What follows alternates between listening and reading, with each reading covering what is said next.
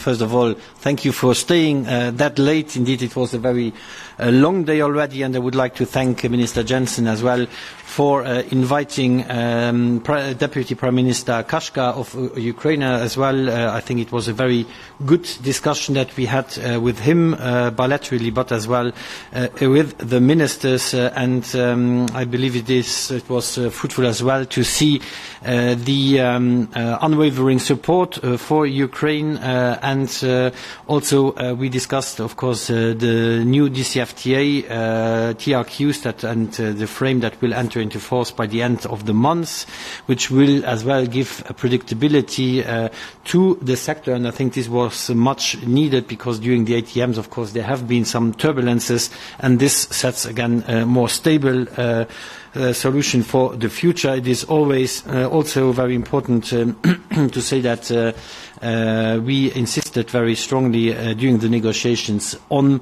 the meeting of our production standards when it comes to plant protection products, animal welfare, and so on. So Ukraine committed to align by our production standards by 2028.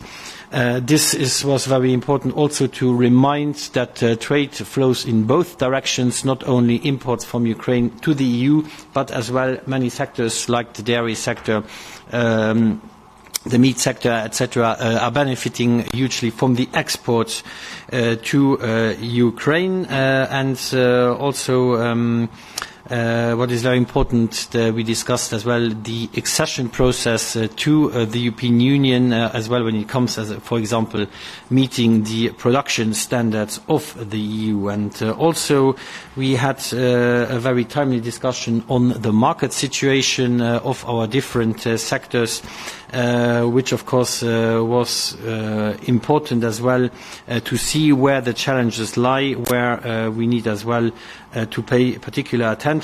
We have as well discussed the recently allocated 50 million for farmers from 5 different countries, from Bulgaria, Hungary, Latvia, Lithuania, and Poland and Romania, especially in the fruit and vegetable sectors affected by exceptionally cold and rainy spring. Also, I think in that context, I reminded, in the frame of the future MFF, the Unity Safety Net, so a strengthened risk management tool. We have currently 450 million annually in the agriculture reserve.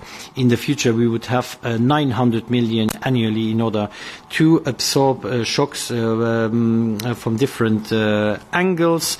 And this then we had, of course, as well the discussion on the green architecture of the next CIP. There were a lot of positive signals from the member states, but as well some concerns that have been expressed. But I think overall it was very important to hear as well that the member states want from this future architecture to be easier and simpler than the current one. I think that was one of the very strong voices we heard today. So this is why our CAP proposal follows the promise made as well in the vision for the future of agriculture.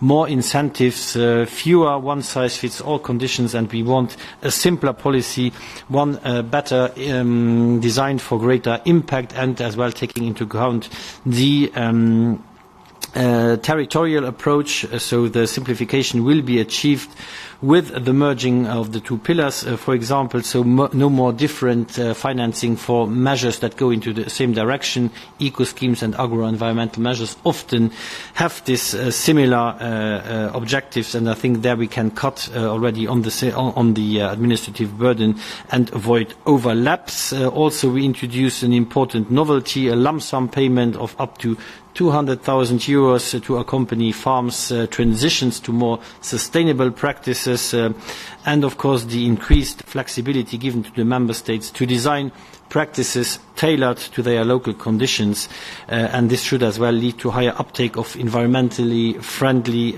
practices. I want to stress that this flexibility will of course accompanied by a strong oversight and guiding by the Commission there as well. I think this is very important to remind, because this will guarantee as well the big C of our common agriculture policy. We will in that sense as well issue the CAP recommendations to ensure this common approach. And I want to recall as well that the future national and regional partnership plans have 43% spending target for environment and climate objectives. Of course, we discussed as well the generational renewal strategy that has been adopted last week, as you know, and there was a strong demand, of course, for that as well, to see how we can combine European policies combined with national and regional policies in order to ensure this generational renewal, in order to get the conditions right to make the profession again more attractive for young and new farmers, and therefore as well we need to work on the attractiveness of the rural areas. So these were some of the points that we discussed today.